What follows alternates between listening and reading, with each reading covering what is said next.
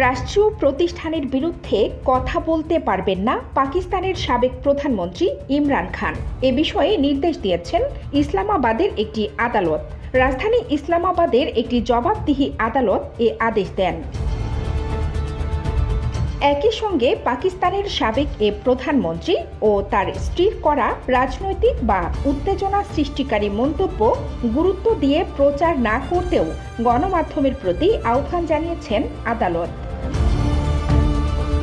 আল Kadir trust মামলায় সুষ্ঠু বিচারের অনুরোধ জানিয়ে করা এক আবেদনের নিষ্পত্তিকালে আদালতের বিচারক রানা নাসির জাভেদ পাকিস্তান পিটিআই এর প্রতিষ্ঠাতা ইমরান ও তার স্ত্রীর ওপর প্রতিষ্ঠানের বিরুদ্ধে কথা বলার বিষয়ে ওই নিষেধাজ্ঞা দেন।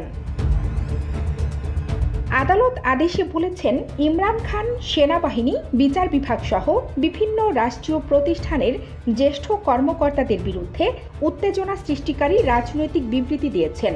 এটি বিচার বিভাগের মর্যাদাকেই শুধু ক্ষতিগ্রস্ত করেনি, বরং ন্যায় বিচার প্রদানের মতো বিচারিক কার্যক্রমও বাধাগ্রস্ত করেছে।